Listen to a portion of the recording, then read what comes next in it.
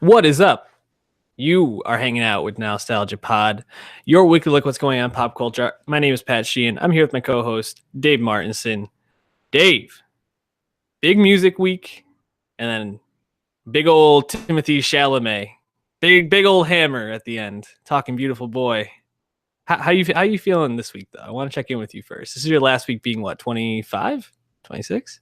25, yes. Getting more washed by the day. Can't say it feels good, but I'm very stoked about a lot of things we're talking about today, so could be worse. Definitely could be worse. If you want to wish Dave a happy birthday, at Martin Swagger is the place to do it on Twitter. You can leave a comment below. Subscribe on YouTube to Nowstalgia Pod. Also go to soundcloud.com/Nowstalgia Pod and listen to us there or any other way that you like to listen to your podcast. Give us a rating and review on iTunes. It all helps. We appreciate you. Let's start off, though, with this music. A surprise EP that dropped. Khalid, our guy.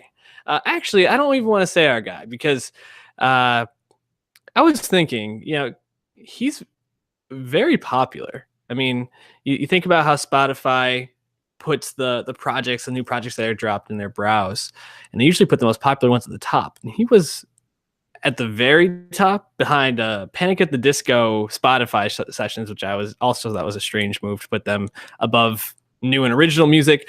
But he was above Juice WRLD and Future. He was above Greta Van Fleet. Khalid, he's got those fans, dog. Why is he so popular, though? Yeah, and when he said our guy, I was like, I do not consider him my guy because I've kind of like pushed back against Khalid the past year or so. He blew up last year with Location, very big single. His whole album, American Teen, really big, massive streaming numbers. Got nominated for Best New Artist right away at the Grammys. And I think he just turned 20 earlier this year, very young. But the reason I push back is because like you said, he's super popular to the point where the Gen Z fans that, his peers, they held him on a pedestal like he's Frank Ocean. And it's I really have nothing that bad to say about Khalid at all, but he's not that good on that level. So let's slow that down. Let's slow that roll just a tad, Yeah.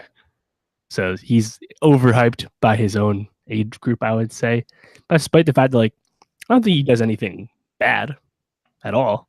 I don't think he does anything super outstanding either. That's kind of been my take on him the whole time. He's I think he's slightly overrated, but not because he's really bad or anything.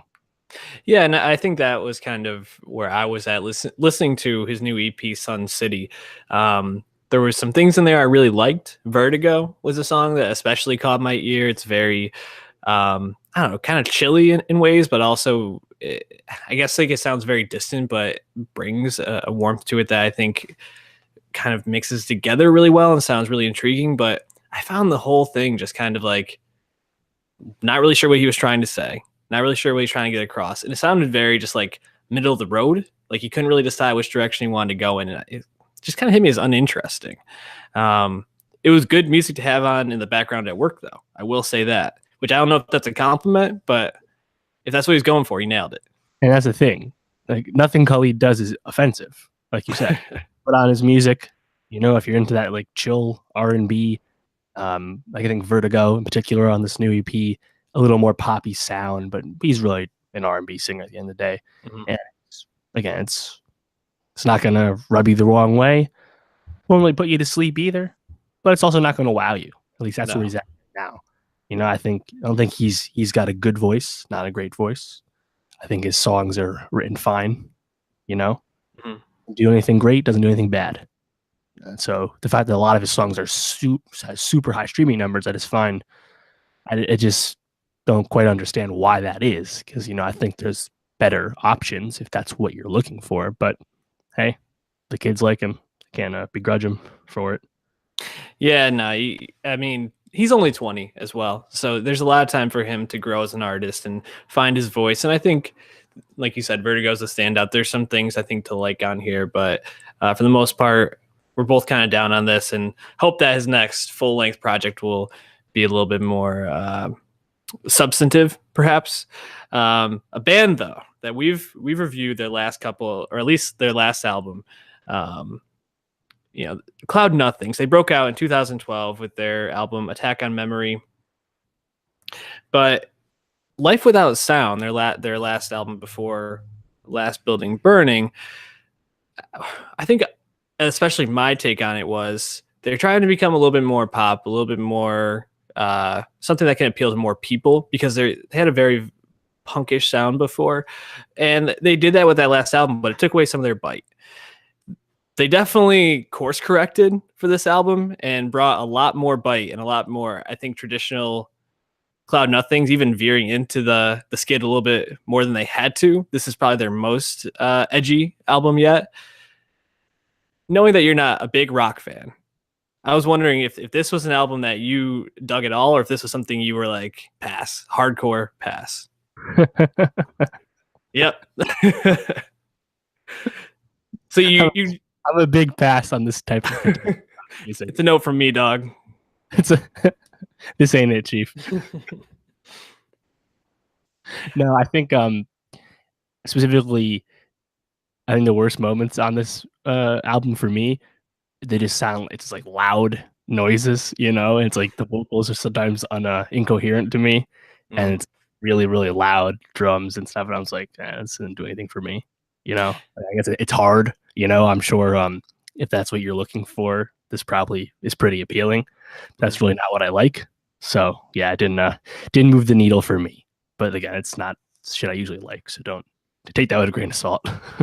Yeah, I kind of expected, I thought maybe you would like it a little bit because it's not super it's not very similar to what we usually have been reviewing recently. We've been doing a lot of Hosier's, Snail Mail, the best people that are very much in that indie genre, but that almost like soft rock indie genre. This is way more punkish indie, and I do think this is Dylan Baldy's most like intriguing vocal performance. There's a lot of like guttural and visceral sounding singing on this, and I think that actually is good for Cloud Nothings, because I do think they're better when they have a bite to them. It at least makes it more interesting to listen to. I do think there's a couple songs. Dissolution, I know, is the emotional centerpiece of this. I don't really think that that's a great song, especially like the 3-minute like drum. I don't know, was that interlude or bridge or Yes, I don't know. I guess that wasn't super intriguing to me, but I thought they were better when they were more concise. Like a song like On an Edge or Leave Him Now, I thought were songs that really stood out as better ones off this album. And I do think there's probably a middle ground between Life Without Sound and Last Building Burning that they'll find. But, the story of Cloud Nothings at this point is a band that came out with a lot of potential and is still trying to figure out exactly where their lane is. So we'll see. I think the next album will be the best one yet. Probably. I'm not sure.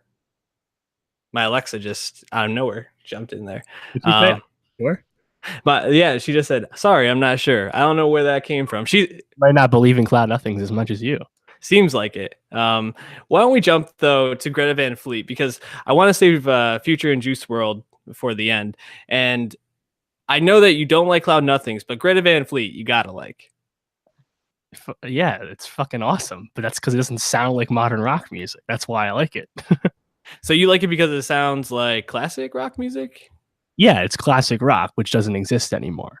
And I mean, literally every review you read about Greta Van Fleet, literally anything you read about them, the first paragraph mentions that they sound exactly like Led Zeppelin, because it's true. The lead singer of Van Fleet sounds exactly like Robert Plant on Led Zeppelin 1. It's almost uncanny how much he matches that like howl, that like warble of Robert Plant. It's insane. So on like purely like technical grounds, sonic grounds, I like Greta Van Fleet. I think almost all their songs I dig, because again, it sounds like the 70s. It's cool. And it's not stuff you hear anymore. Most people don't endeavor to make rock music so blatantly influenced by the music of the past, so I like it for that regard. I think the more interesting questions around Greta Van Fleet is not when the music is good. The music is good, but whether like anyone actually wants them to make music like this, and whether like who is it for, you know? But what did you think from this their debut? This is only their debut album. They had a bunch of EPs coming up to this, but what did you think? Well, it's interesting, right? Because the first time I listened to them, I was pretty dismissive. Like I really just thought, oh, this is Led Zeppelin karaoke, cool. Like it wasn't really anything that seemed new or groundbreaking. But after I listened to the album, I kept playing their songs over in my head, and I was like, man, like the first one, Age of Man, I feel like has such just like a good like head bobbing, like as you go through it, like type rhythm to it, and I was like, man, I really want to listen to that again. And then I was thinking about Brave New World, and I was like, oh man, the way that the guitars like come in there at the end and like really build up was so excellent. And they really just had moments throughout this album that had me coming back. I had checked out their they dropped an 8-song EP last November. And I checked that out a while ago, and I had really liked it when I listened to it, but it wasn't something I came back to a lot. But listening to this made me go back to that, and I really appreciated the work they did on that as well. I think Greta Van Fleet is probably the most exciting name in rock, just because this is their first album, and to be performing at this level and making songs at this level and getting compared to, I don't know if it's an undeniable statement, but the best rock band of all time, like purely rock, is really impressive. And regardless of who they're making it for, if they keep making this kind of music, people are gonna come in and appreciate them for the band that they are, and not just sounding like Led Zeppelin. So I'm really pumped for Greta Van Fleet. It gives me some hope for rock music. I know that you had a podcast that you sent me that I plan on listening to. Maybe we should give that a shout out. But tell me more about what about this. Like, do you think that they can actually like create a sphere for themselves within the rock world? I think that's the key, because they're really young. I think they're almost all siblings, and then one friend, all from Michigan, I think it is. The Kiska brothers. Yeah, and they're all the whole band is between the ages of 22 and 19. Mm-hmm. So they're very young. And so again, some of these EPs came out when they were even younger, obviously. So it's an impressive point for people this young. It kind of reminds you of, even though totally different sound, but reminds you of the Car Seat Headrest dude, who's also really young. And Julian Baker, same thing. Like, young people really accomplishing something in rock music at a young age, which is nice to see. But yeah, I think their next project, next body of work, whatever it is, however soon it comes out, is really important for them, because they are going to be, like you said, how you initially reacted, they are going to be dismissed as just aping, classic rock and prog rock of the 70s, until they actually prove they can make stuff that doesn't sound like that. Mm-hmm. I think the reason that matters is because when would you ever be in the mood for this type of music and decide to listen to Greta Van Fleet over Led Zeppelin? It's like, I don't see a scenario where I'd rather pick Greta Van Fleet, and that's unfortunate, because they're clearly very proficient guitars, really good songwriters, and a lot of good personality. They have everything, but they're making music that's so emboldened to the past that it almost doesn't it's like holding them in. I want to see what else they can do. So that's kind of how I would think about it. And right now, they make music that I'm sure is going to be dope as fuck at festivals. They were just at Coachella. Yeah. And if they stay in this lane, they're going to be successful doing that circuit. But that's kind of what happens with all middle popularity rock bands, right? Make music, go do festivals, go do shows, make more music, go do festivals, go do more shows. That's all you can do, right? So I think they have the potential to be bigger, to do more, because they have that sound. But I want to see some evolution, because it's their identity until it's not their identity, that they sound like Led Zeppelin. It's like, for instance, Lights sounds like Phil Collins. It's so obvious you don't even need to say it, right? Right. He can do stuff that's different. And we know Greta Van Fleet's talented listening to this music. So I want to see more, so they can kind of escape that label. Yeah, your point about like, when would you ever pick listening to Greta Van Fleet over Led Zeppelin, I think is a good one, and it's an important one. It's going to be a really uphill battle for them, because there is such similarity in the voice. Even if they make music that's way different, Led Zeppelin had a lot of different iterations of their sound. You know, like they went through phases where they used more like psychedelic sound when they went more classic rock and relied more heavily on acoustic instruments. So it's going to be interesting to see how they do create that lane for themselves. But I feel really optimistic about this band for a couple of reasons. One, I think there's a lot of people, and especially those like 40 to 60-year-olds who, you know, we were right on during that time and are moving more towards like, I don't listen to anything new anymore. And a lot of people in that age group are probably there, but this is the kind of band that they could probably get into and be like, oh, this band's really cool. Now, if that will work against them with younger people will be an interesting point. But I do think that this is the type of band that could have broader appeal than just to a younger audience.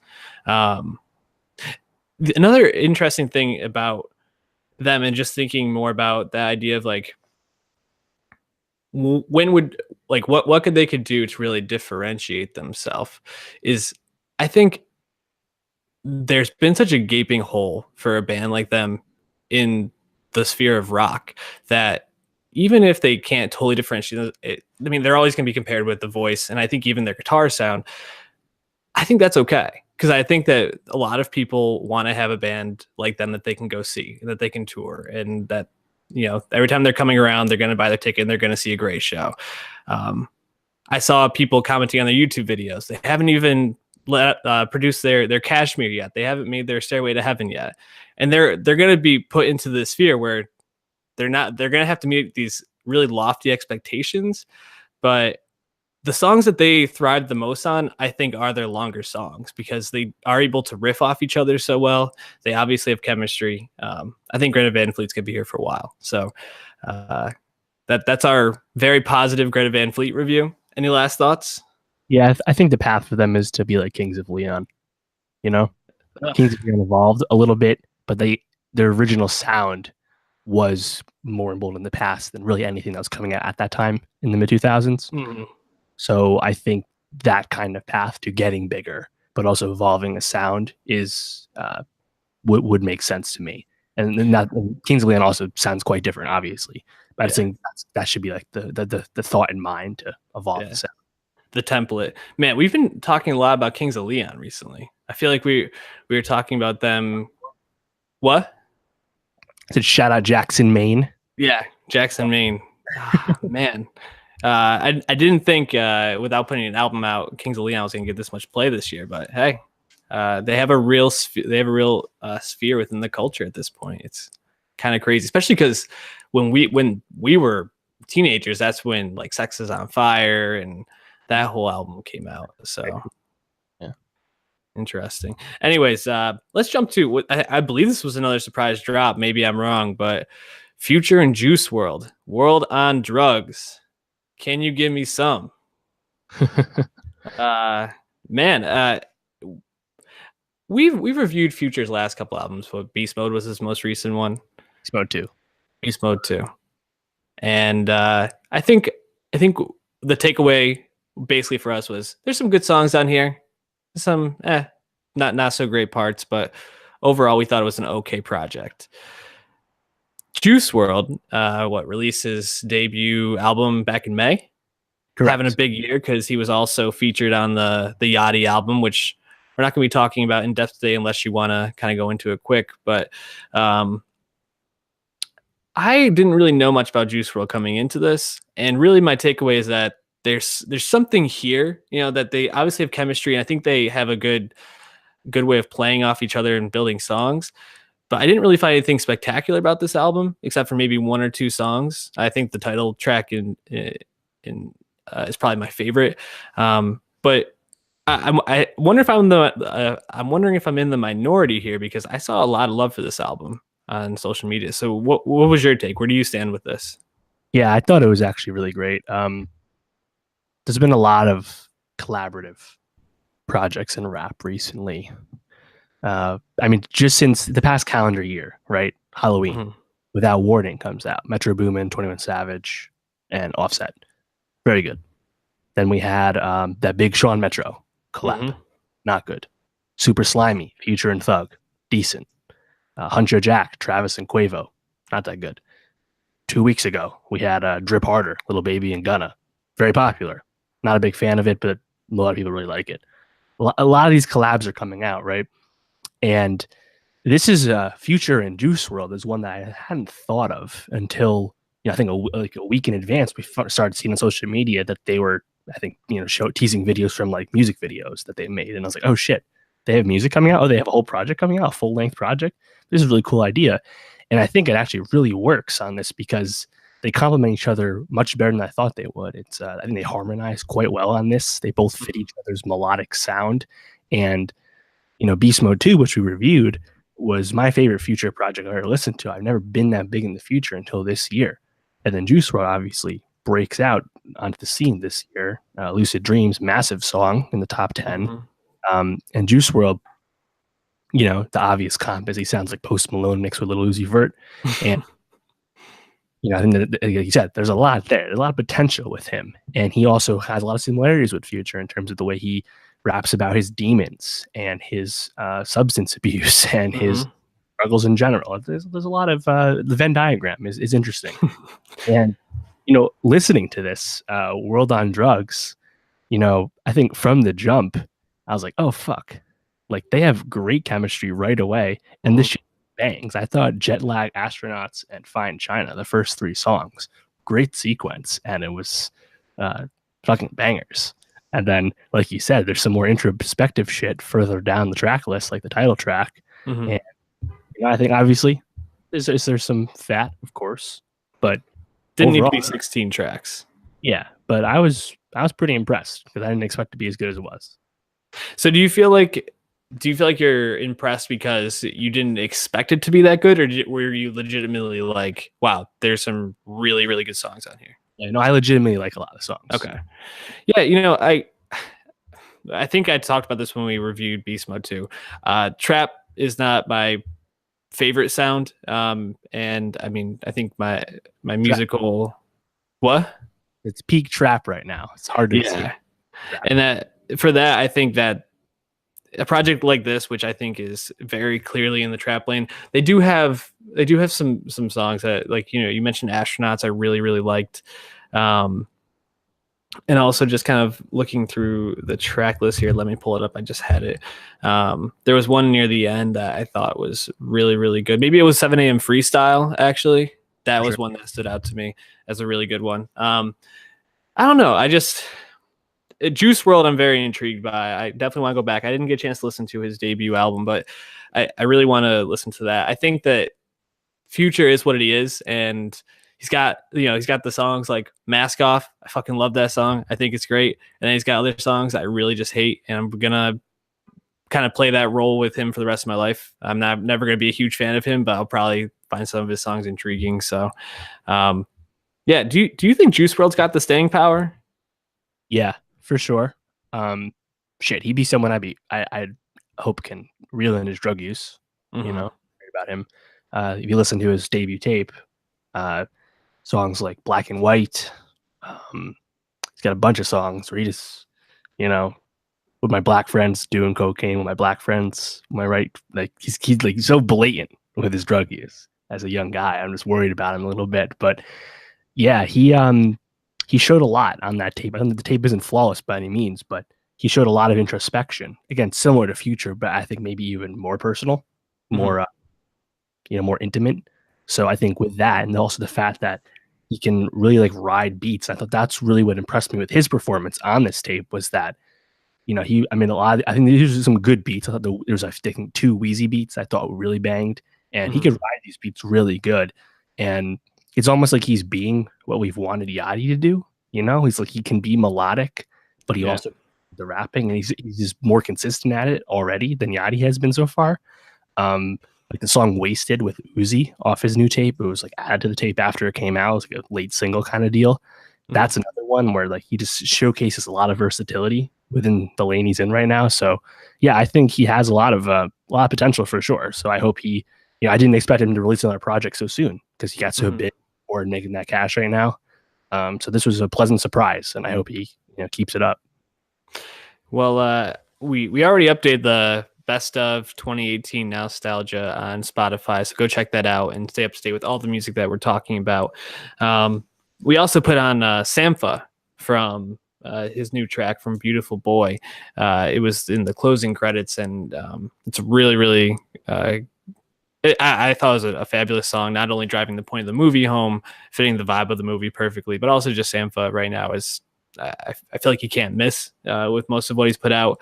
But when we talk about Beautiful Boy, Felix Van Groningen, I knew I was not going to really pronounce that correctly, so I wanted to slow it down a little bit. But you got Timothée Chalamet. I mean, we saw him in Lady Bird. We saw him in Call Me By Your Name, which if you want to check that out, we reviewed both of those, Nowstalgia Best Of, and also had their own breakouts. So check that out on YouTube. Got Chalamet, height of his powers. People are comparing him to some of the best actors of all time. Young Brando, young Heath Ledger. You got Steve Carell, who is, I think taking another step into dramatic acting and pretty much acing almost every single role he's had. I mean, he got nominated for the Foxcatcher 2 years ago. Foxcatcher, Big Short are the two standouts for him. I mean, when was the last time he did a funny movie? I can't even. Funny TV show. It's been a while. Been a minute. So Superman 2? No, something since then, right? But basically, you got these two guys who have been crushing it, and I think they both give great performances. So why didn't I think this movie was as good as it could have been? Are you asking me? I mean, I'm sitting here, I'm trying to figure it out, and I think that there's some directorial choices that didn't make a lot of sense to me. I think that there's some things with the script that didn't make a lot of sense to me. But I think what I'm mostly left with this movie, and maybe this is where we can take off the conversation, was this movie almost too realistic of a look at substance abuse to actually be like a really, really great movie. It is dark. It is morbid. It's a tough watch at points. At times, for sure. It's doesn't pull its punches, doesn't move the camera away, going injection, showing track marks, tough conversations to watch happen, all that. I think my biggest issue with the movie is actually Carell. I didn't like Carell in this movie. I thought with a different serious actor, I think it's better. And I think that's probably because in my opinion, Carell, it's like it almost looks like he's trying too hard when he's doing something super serious like this. Mm-hmm. As a controlling parent, I don't know, it just wasn't totally vibing with me. I didn't think it was bad by any means, but I just think with a slightly different choice, I think it could have been more effective. So that would be my choice. I didn't have a problem with the direction per se. I did start to notice that it was a lot of close-up frames, mm-hmm. A lot of like really squaring in on headshots and whatnot. But I thought the narrative also, because it's based off of two memoirs, right? By Nick Sheff and David Sheff. Sheff, the dad, Beautiful Boy, and then Nick Sheff also wrote his own memoir called Tweak, and it's based off both of those. But the story inherently is based off of David, based on the dad. Mm-hmm. And I think if it was a different actor, it probably could have been carried well, because at the end of the day, Chalamet is a supporting actor in this film. He's not the lead. So that would kind of be where my, I think a little missed for me, but overall I thought it was still really powerful, for all those obvious reasons. And, again, because it doesn't pull its punches, but also because Chalamet, fucking acts shit out of this movie. He's, tremendous. What were some scenes where you felt like Carell really missed? Like, is there any that come to mind where you were like, that wasn't great? Yeah, I think when he's like chasing him out the house a few times, mm-hmm. Like after him and just getting like really mad, and it's just like, I just don't know if I really feel like you're mad, right? Chalamet would believe anything he does because he's so talented. Charisma, charm, whatever he has to do, he is that role, right? Mm-hmm. Carell in a serious role isn't quite like that, and this is something that's it's really serious, it's really heavy, and for being a neurotic character, I don't know. It just seemed like maybe I wouldn't say he's overacting, but it just seemed like he felt like he was trying too hard. So yeah, that was my take on him.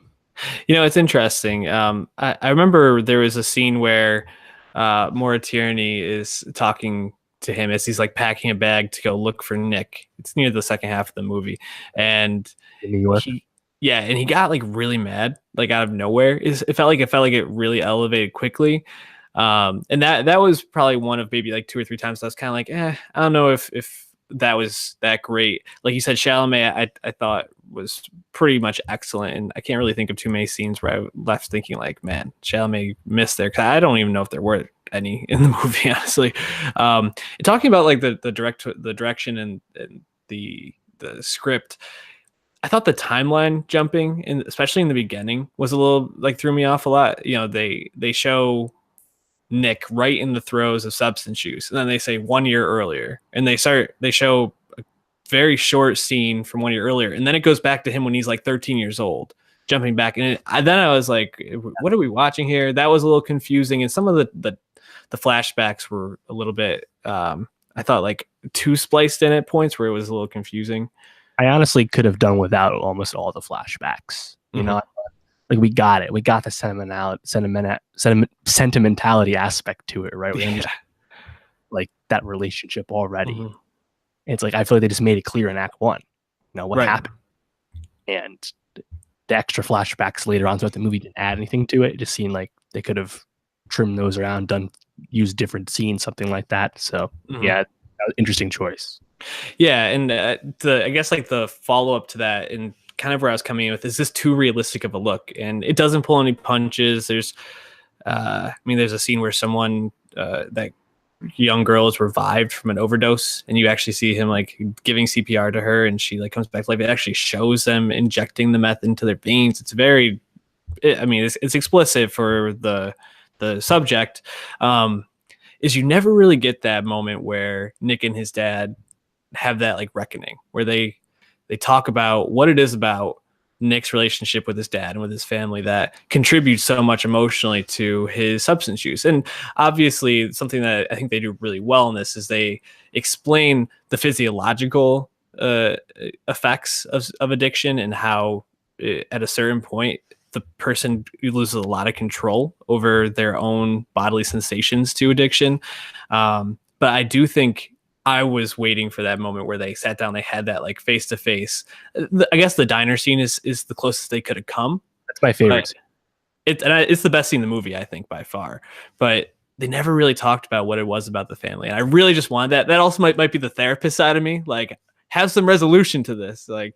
But it felt too real at that point. Yeah, it's interesting too, because they're in like Marin County, you know, north of the Bay Area, right?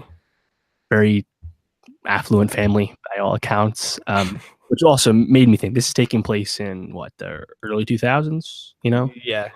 Like, pre-smartphone era. They have normal phones. That Razor.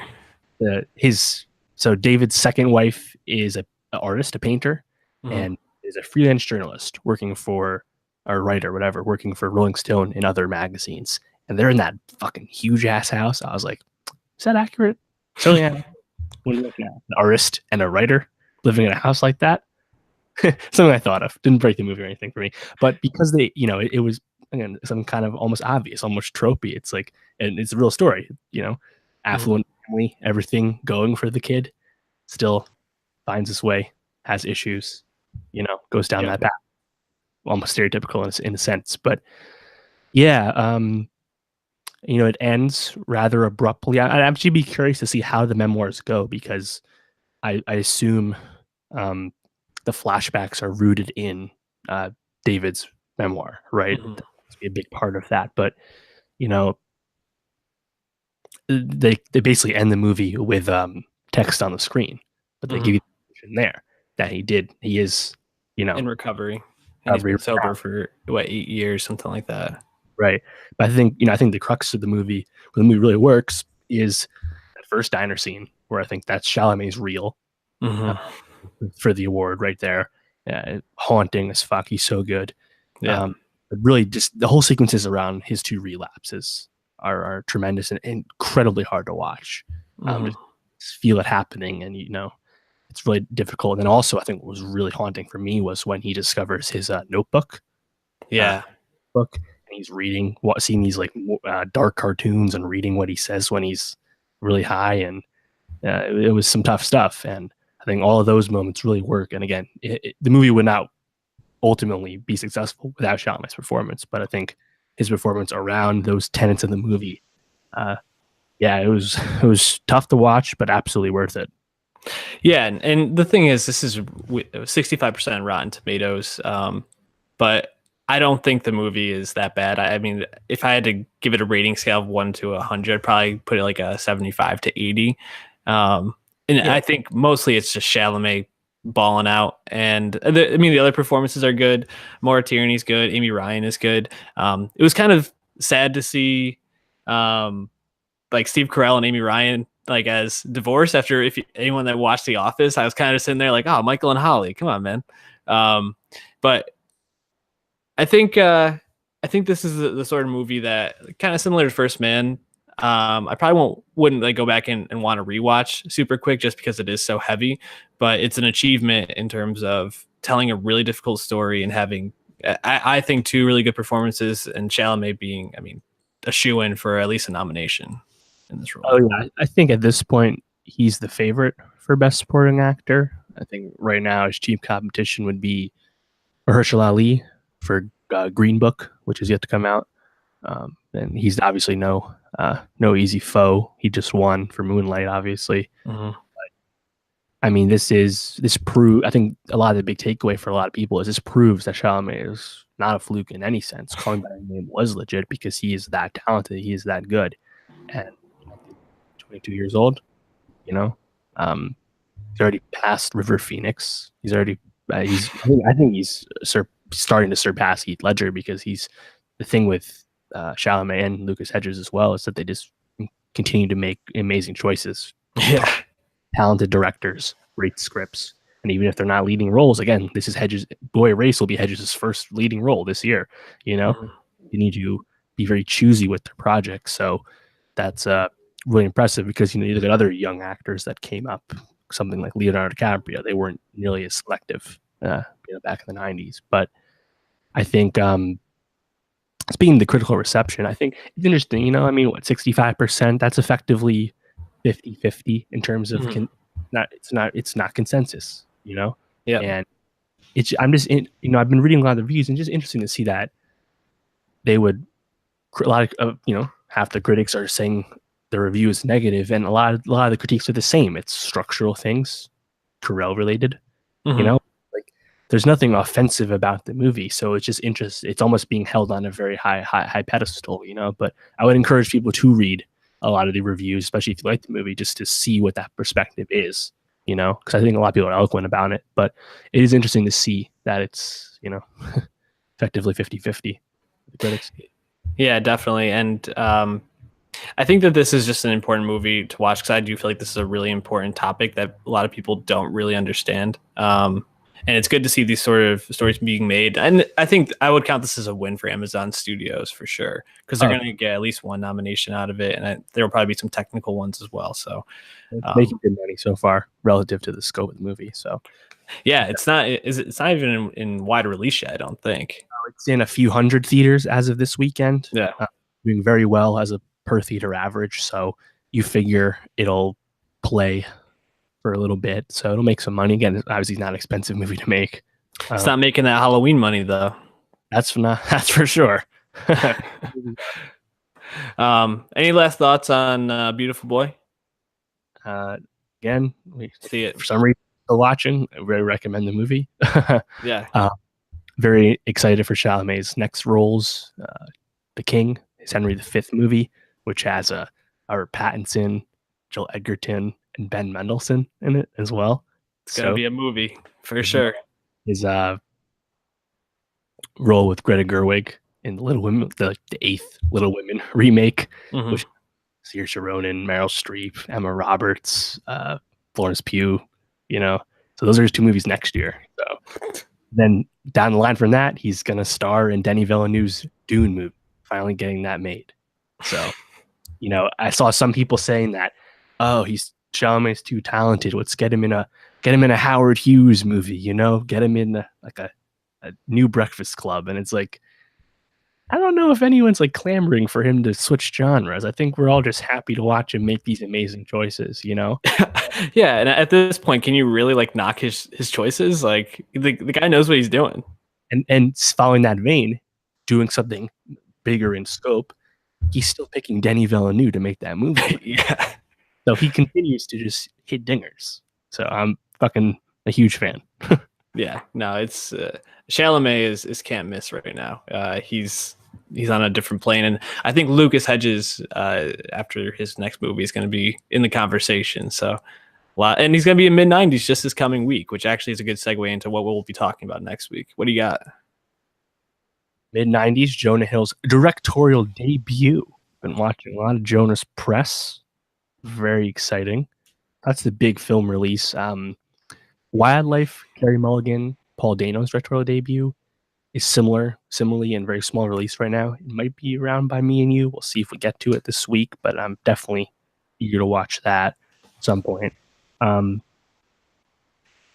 really on television. I think Bodyguard, British spy show starring Richard Madden, Robb Stark from Game of Thrones, premieres on Netflix in full on Wednesday. So try and talk about that at some point. Then musically, few smaller albums, Main Tokyo, Joji from 88 Rising, but I'm excited for Mick Jenkins' new album. A lot of these singles have been dope. Chicago rapper, really awesome. We've been reviewing everyone from Chicago so far this year, so we got to keep that going. Chicago and Florida, man. That's right. And then also My Tai, Jeremiah and Ty Dolla $ign's collab comes out. Speaking of collab albums, so bunch of stuff to talk about as usual. So make sure you subscribe here on YouTube, SoundCloud, iTunes, wherever you get your pods, because we'll be talking about all that shit. Yeah, and hit us up on Twitter if there's something that we aren't talking about that you think we should be at Nowstalgia Pod, and be looking for tweets about things that we don't talk about on the show. There's a lot of stuff we can't always get to, so it's a good place to stay up to date. Anyways, for Dave Martinson, I'm Pat Sheehan. We'll see you next week.